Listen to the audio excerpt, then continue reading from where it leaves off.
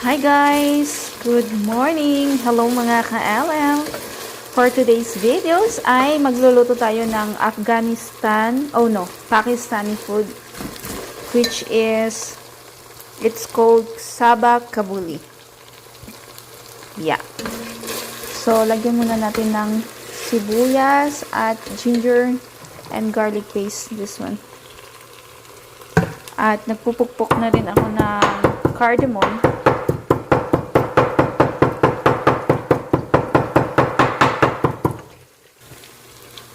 So, hayaan muna natin yung sibuyas maging like roasted para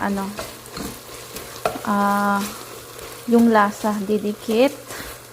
Tapos ilalagay natin yung biel or beef meat. Yan. Ilalagay na natin ang meat. So, medyo marami-rami ang meat natin. Kasi ito din ang ibibigay ko bukas sa mga bata pang lunch. Ayan.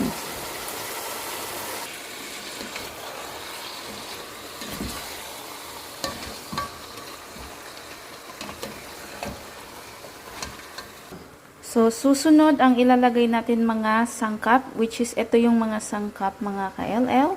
So, 1 tablespoon and half salt, 1 half masala garam, 1 half bell pepper or black pepper, and 1 tablespoon coriander, cinnamon, and cardamom.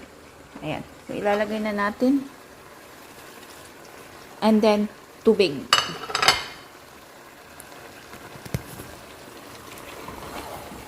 Mix lang natin. So, ilalagay na natin ang tubig. So, depende kung ilang cups. Dahil marami ito, so matigas ang baka, right? So, medyo marami-rami ang tubig. Ayan. Hintayin lang natin makulo. And then, ilagay natin sa low fire. Takpan na natin. Hay nako mga ka-LL. Hindi ko pala na-videohan kanina. So, eto, lulutuin natin itong toppings. Ilalagay natin ito sa top ng rice. Lagyan natin ng cinnamon. Yan.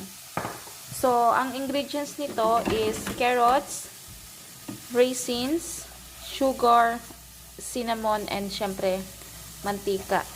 Ayan.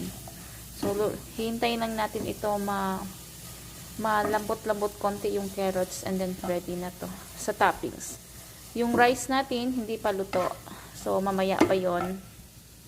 So, ready na lahat mga ka-LL. So, ilalagay na natin ito. Medyo mainit-init. Oh, mainit.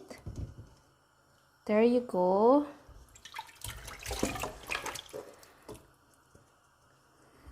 Kasi, ilalagay natin yung rice dito sa taas.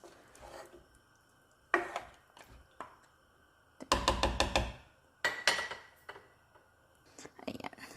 Itong rice mga ka-LL, ang nilagay ko dito ay pinakulo. Nilagyan ng konting asin. Tapos, mantika, cumin seeds, at pakuluin ng 5 minuto lang. Yan. Tapos, i-flat. Hayaan nyo siya maluto. Low fire lang. Tapos, ilalagay na natin ito. Hindi na siya mainit. Kulang nga to raisins ko eh. Wala na akong raisins. Ang meat pala, pakuluan nyo siya ng 2 hours. Low fire. Para maging malambot siya. Ganyan. That's it. Yan.